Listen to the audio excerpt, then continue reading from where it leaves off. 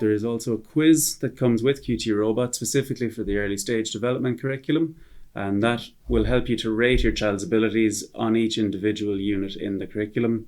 You'll score the skills from 1, meaning your child needs a lot of help or can't do the skill, 3, meaning your child most of the time can do it independently. And then once you've done the quiz, we'll have a follow-up meeting with you. This is to help us actually choose our starting point then. So you'll have done your quiz, we'll have had our initial discussions where your own personal objectives are being discussed, and then we'll talk about where to start for your child. So when starting with QTrobot on any curriculum, we'd always advise to go to a place where your child can do things quite easily. This is because QTrobot might be novel, might be very new to your child, and also it's going to be new for you. So it's going to be important that you as a parent and as an assistant for QTrobot know what to expect, how to record various things your child does, and how to help your child throughout the process. So we'll advise that we take skills to start with that you've rated as a 3, meaning your child can do them quite easily.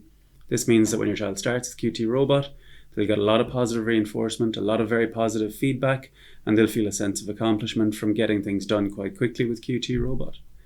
Then, once your child and you are familiar with these easy skills your child knows, we'll encourage you to add in a skill that you've rated as a 2. And then once that's been making some progress, we'll advise building in one of the more difficult ones so that you've got a good spread across the difficulty level. So maybe 1 skill that you've rated as a 1, 2 2s, and then 1 skill you've rated as a 3 that your child is able to do quite well. This means that there's a variety of challenges there for your child, and we'll also be encouraging you to choose 1 from each of the key skill areas in every curriculum, meaning that you've got a good broad base.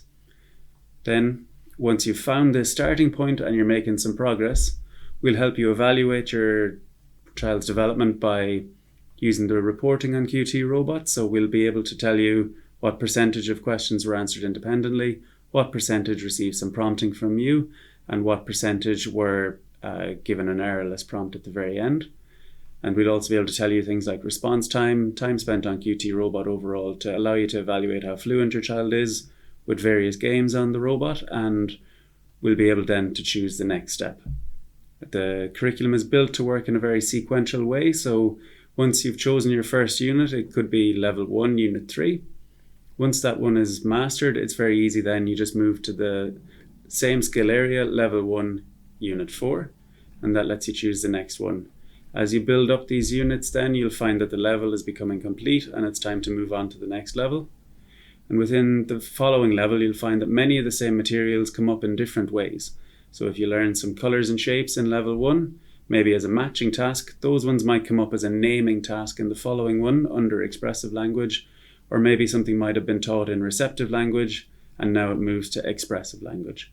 This is to ensure that things are maintained, that your child doesn't forget them over time, and also if you learn things in various different ways, it's more likely to generalize.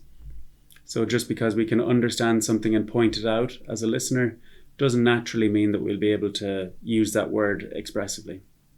It's very important with QTrobot that we teach things in all manners to make sure your child is fully fluent with the particular piece of information. And then if you're finding that you need support, we'll have a monthly catch-up meeting, and we're available over email as well, so that we'll be able to discuss where your child is at, what things might need to change, might be able to give you some advice on prompting, and we'll be with you every step of the way to help you make sure that your child gets the most benefit from each curriculum that they're working on.